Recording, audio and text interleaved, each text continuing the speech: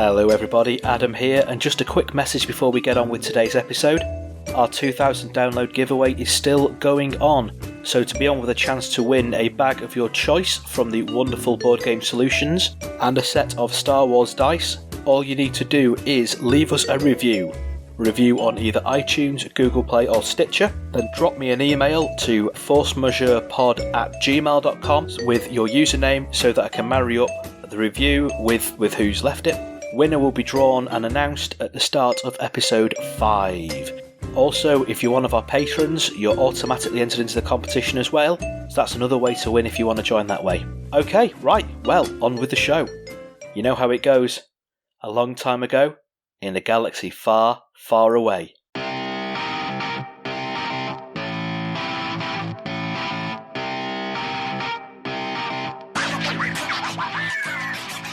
You're listening to Force Majeure, an actual play Star Wars podcast. My name is Adam and I'm your host, and your adventure will begin after these words from our sponsors.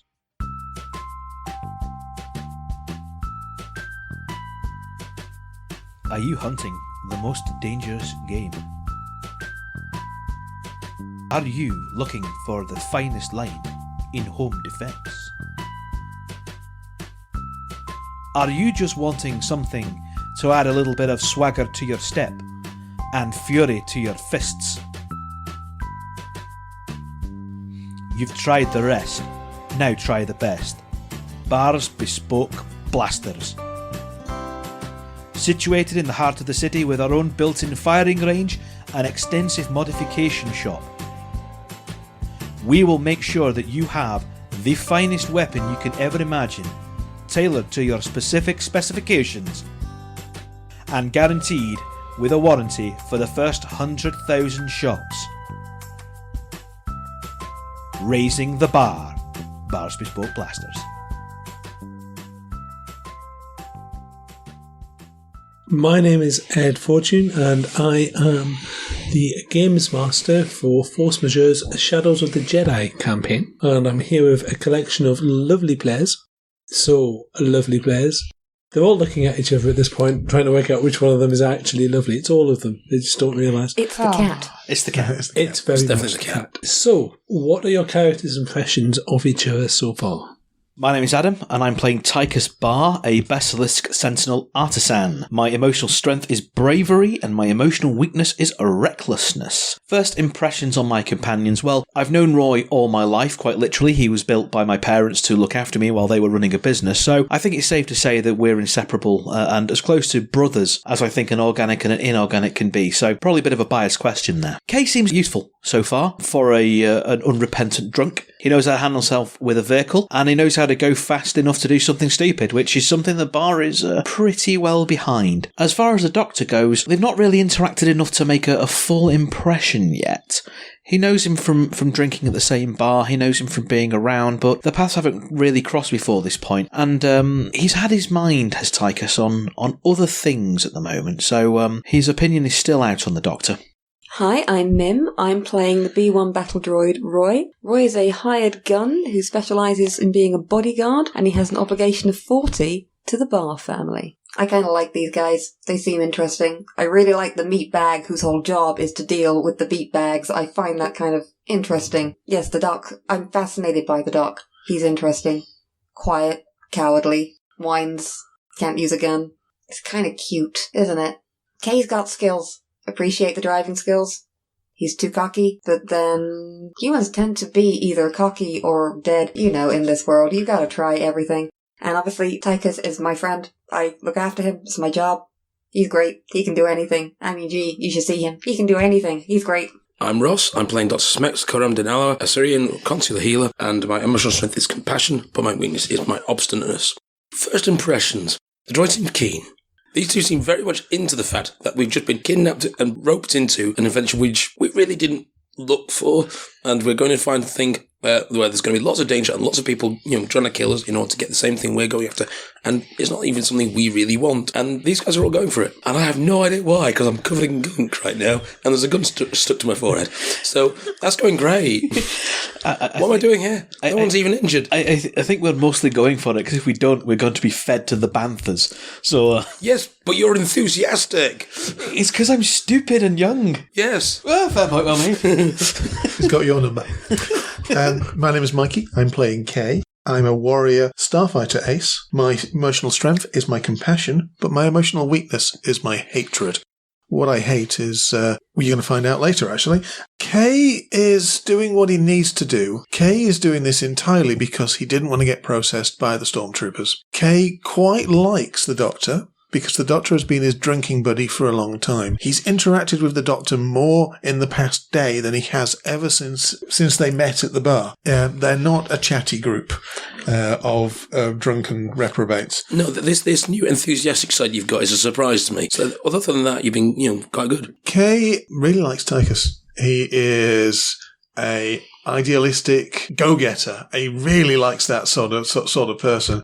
He wouldn't tell Tychus that, because, to be quite honest, he still hasn't quite got over his hangover. It's been 2 days, man. Yes, I know. He keeps drinking. Roy seems fine for a droid. He doesn't really know many droids. Kay is from an Imperial upbringing, so droids are just droids. But he seems all right. He seems very useful. We'll see. Every once in a while, a scholar or a wise man or a force user or someone with some sort of mystic ability will find a prophecy, one about power, about destiny, about changing the very nature of conflict in the galaxy. And then they will get very excited and realise that maybe it's them, maybe they have to go and to do this thing. And then they realise that the only planet that this could possibly happen on is the planet Cynabale, and they decide to do something else instead. We left our players on the deserts of Cynabale, having fought off what the locals apparently call Sky Sirens. And right now, their vehicle is stuck in the desert, in the twilight night, and nothing seems to start. Oh, can you sort that out? My bad. I'm sorry. We just need to go. There'll be more of them. It's all right, Kay. Don't worry about it. It wasn't the best situation. Right, 4:55. You get under the hood and start checking that. Roy, keep watching the skies in case more of them come. Doc? Anything for me to get clean? Doc, have you got any handy wipes? Like lemon-scented kind of... We need them, Doc. We need them stat. I was going to be cleaning a lot of stuff off myself, and I'm assuming I've got something to at least wipe my hands on. Some kind of towel in the bag. You are covered, covered in a thick goo. Some of it is red, some of it is purple, some of it is mauve, whatever that is.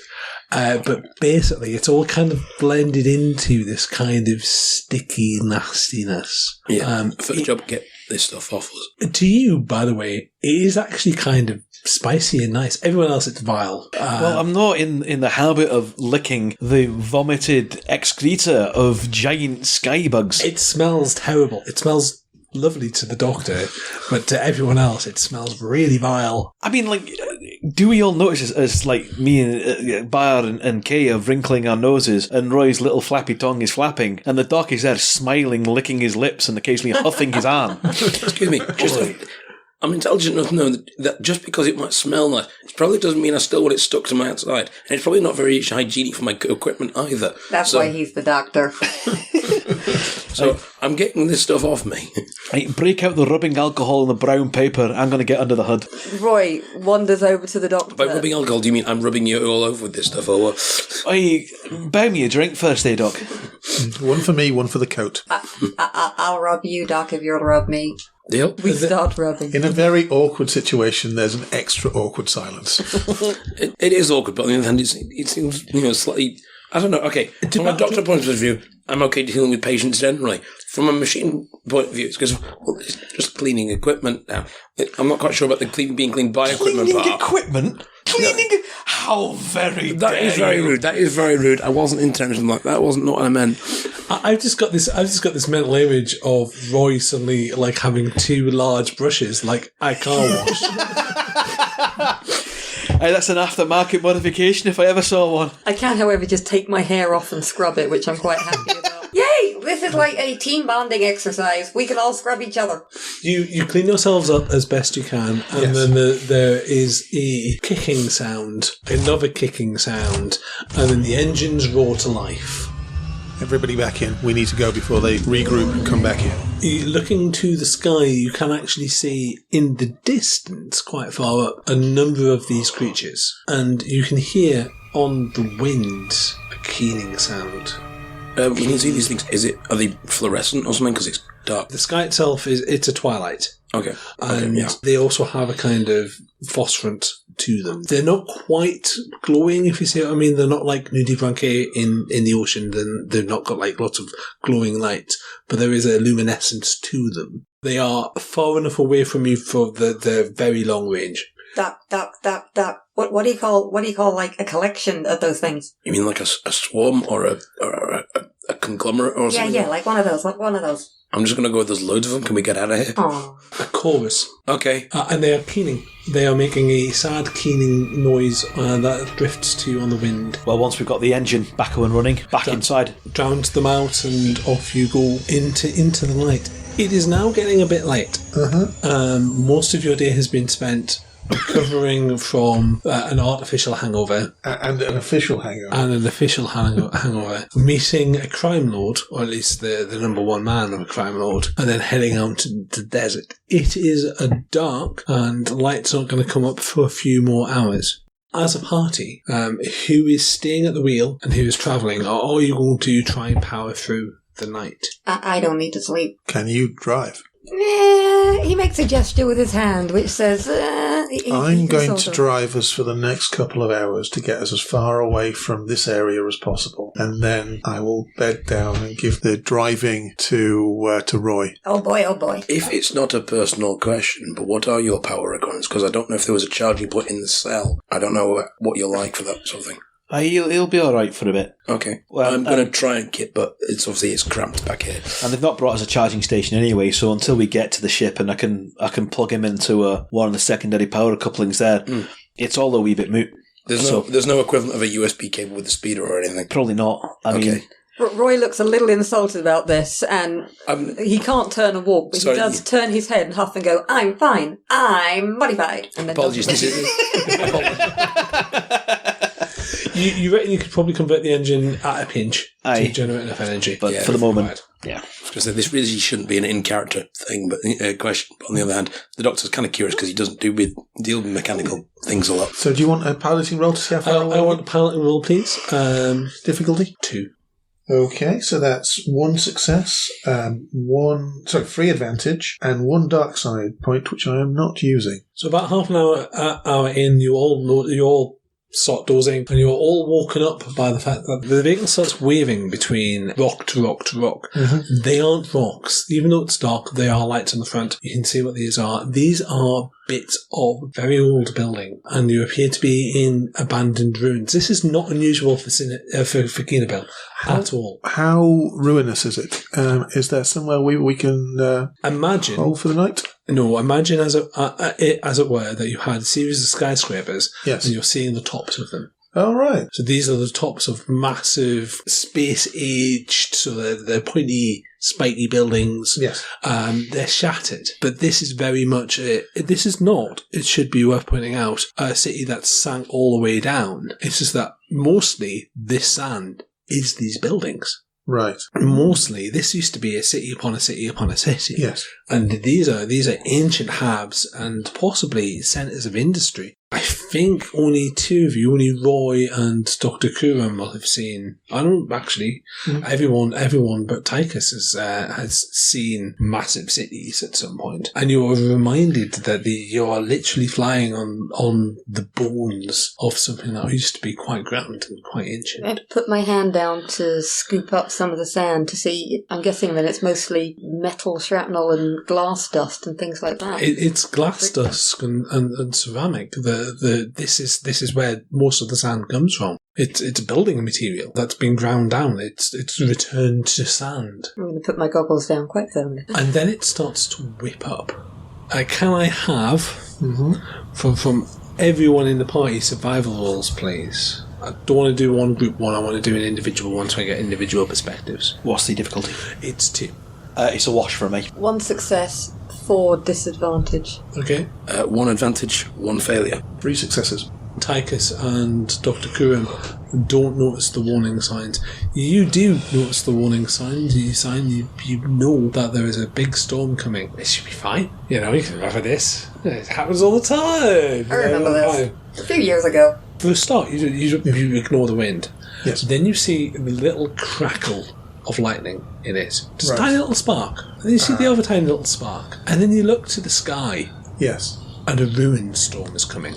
Which way is it coming? How do we get away from it? It's coming towards you and your destination. You will have to find somewhere to shelter. Right. Sheltering here is probably a terrible idea. We'll push on through the ruins. We can't stay here. We'll need to find somewhere on the other side of it at very least. You push on through the ruins and continue. You start to see, you see just in the distance a settlement, a proper settlement, and it wakes you all up. And you are all, at this point, you are all aware of what's going on. As you see lightning, and one of these ancient buildings is shattered into pieces as lightning just hits it, and it's just a lightning flash, and then suddenly that ancient ruin is dust. Wow. Crikey. You've seen these in the distance before, and there's tentacles of energy in the electricity. It's not quite hit you. You can see this in the distance, but you can see tendrils of energy pulsing from the sky. Right, well, those ruins aren't going to be half the shelter they look like from a distance.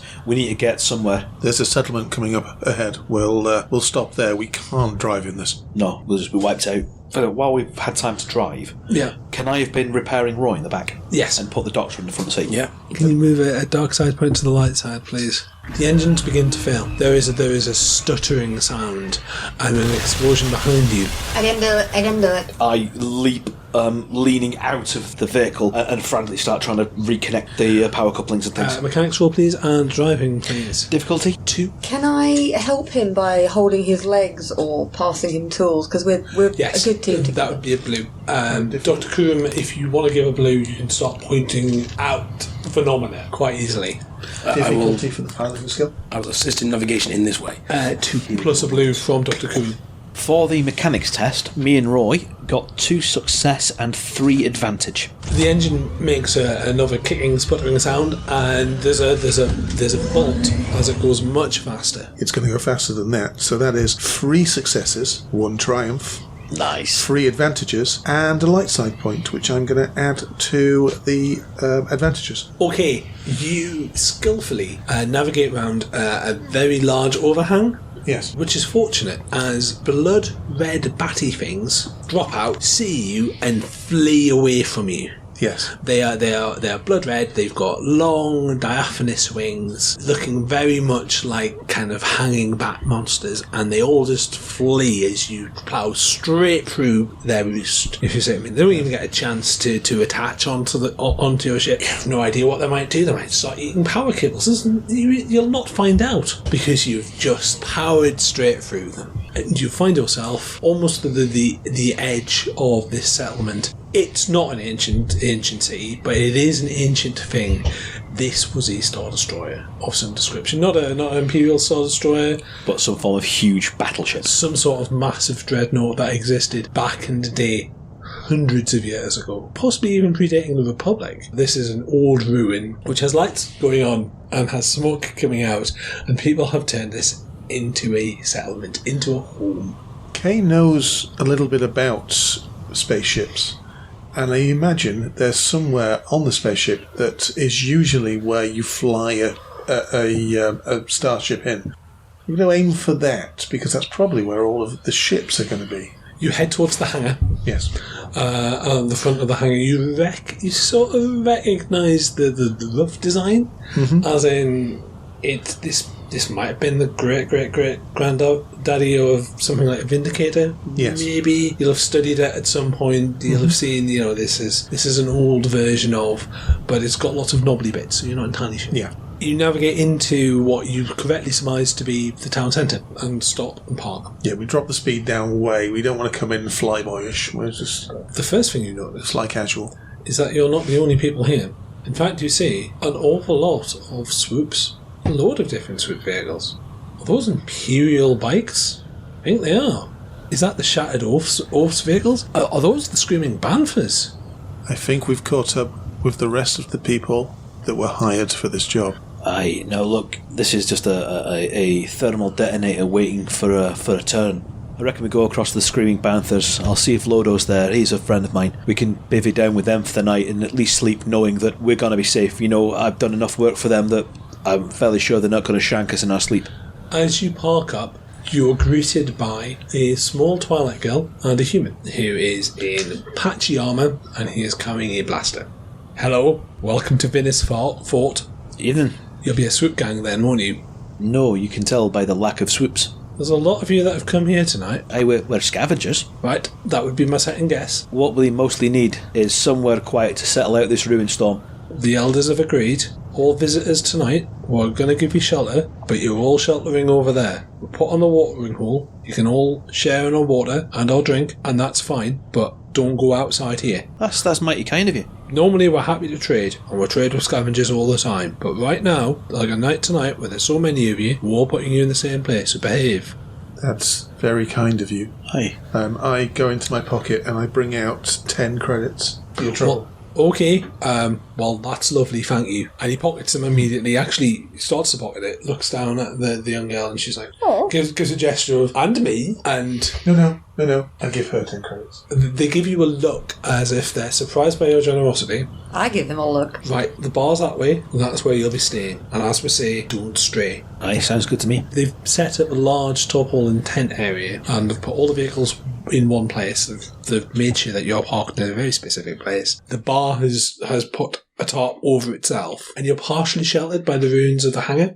Yeah. You're in this weird patchy ruin. I'd like to scan the room for anyone that we might have had issues with, or that might have issues with us. Is there anyone that is directly threatening? It's funny you should say. Oh. Looking round, you can recognise. Firstly, there's Lodo and the Screaming Banthas, and they have found a corner, and they are currently enjoying the hospitality. They are charging for drinks, by the way. This small area is doing very well out of this evening, providing that no one tries to kill each other. You see the Mercus gang. There is Twerk, the Chadrafan cyborg, and you notice the rest of his gang. It's almost like an alien catalogue. They fill a whole cantina full of strange aliens on their own. All of them have some sort of battle scar. All of them don't look like they've had the easiest of lives. I mean, that's roughly what the Mercus are like as a gang. They'll accept anyone. Over in the corner, you see the Thermal Wolves, who are all orphans. They are known to locals for their immensely ornate swoops. You saw them coming in, you had a rough idea who they would be, but the Thermal Wolves have huge wolf's heads, or animal heads, on the front of their swoops, and they bling up their swoops as much as they can. There is Garrett and the Shattered Oath. He has, you've not had a chance to look at his arm yet, but he's definitely there, as is his gang. And finally, there are a small troop of stormtroopers and a man in a Imperial officer's uniform. Yeah. Who appears to be propping up the bar, and everyone's giving her a wide berth. What? Party, what are you doing? This Imperial officer, how much of an officer is he? Less of an officer and more of an agent. Okay. He's an ISB agent. Yes. Gotcha. I'm looking around to see basically if there's any obvious sign of somebody injured. Obviously there's Garrett, who's on my list, because I remember treating him not that long ago.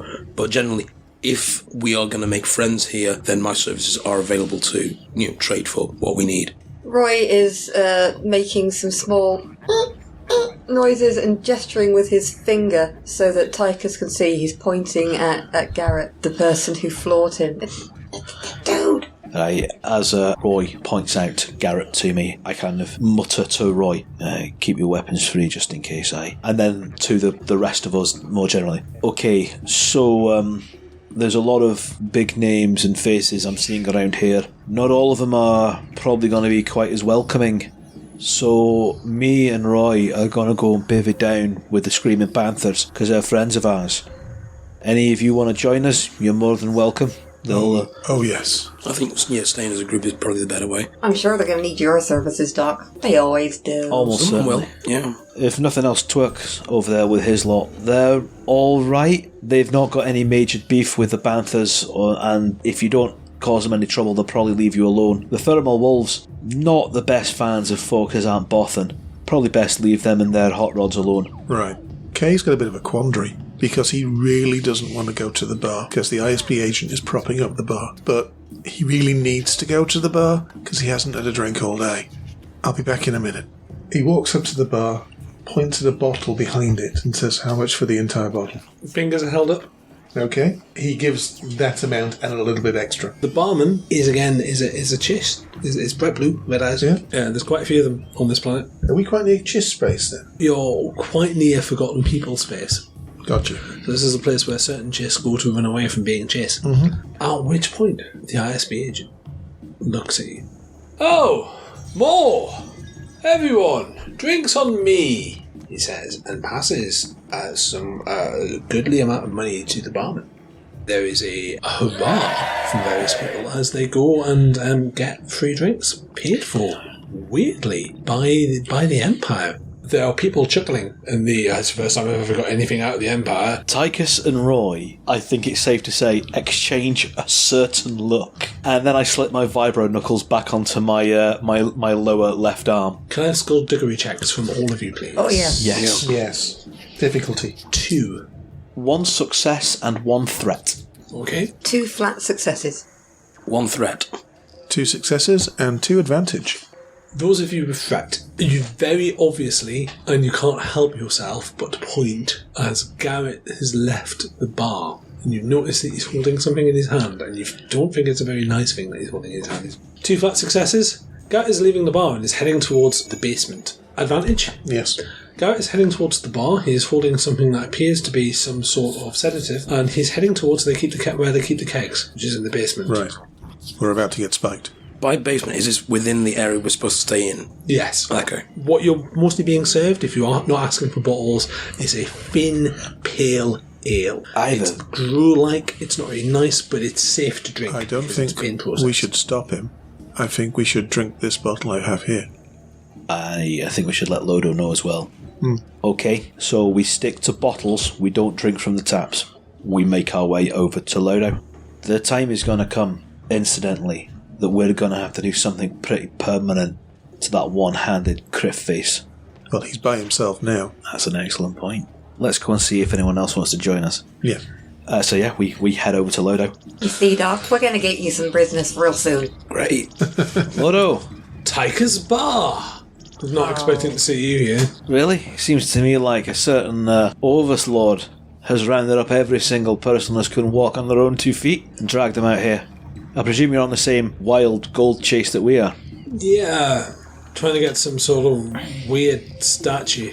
Look, I've got something a bit more important to tell you than that right at the moment. You know Garrett?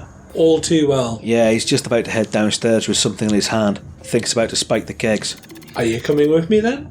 Seems rude not to. Can I have skullduggery rolls from all of you again, or stealth if you have it?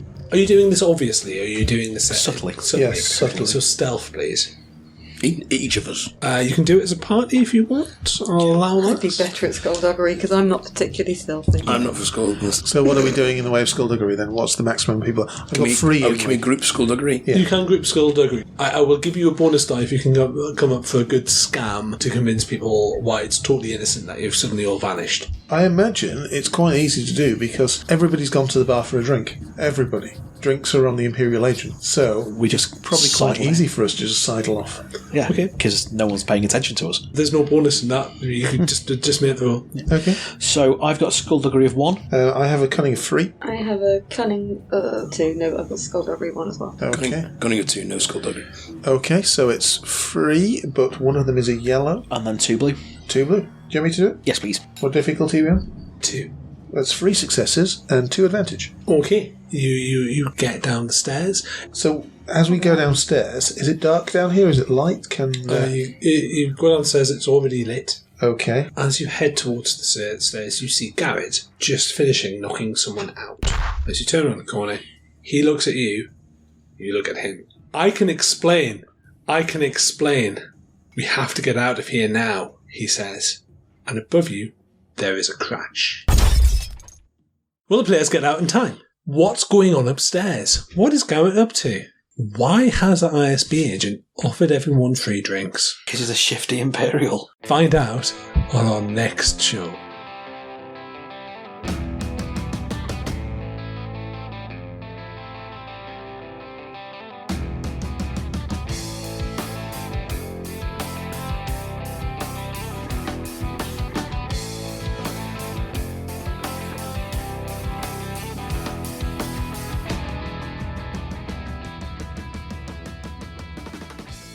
Force Majeure is played using the Star Wars Force and Destiny game system by Fantasy Flight Games and Lucas Books. You can find us on Twitter at forcemajeurepod, on Instagram at forcemajeurepod, on email at forcemajeurepod@gmail.com, and our website at forcemajeurepod.com. If you're enjoying the show, please let us know, talk to us on social media or drop us a review. We'd be very grateful. It lets us know that we're telling the kind of stories that you want to hear. Our intro music is Actionable by Ben Sounds, and our outro music is Suburban Outlaw by Forget the Whale, both used with gratitude under the Creative Commons license. An amount of the sound effects and ambient sound in our show is provided by Sirenscape, because epic games deserve epic sounds. For episode-specific attribution for some of the music used, again under Creative Commons, please see the individual episode descriptions for details. Thank you very much, we hope you're enjoying the show, and we'll catch you next time.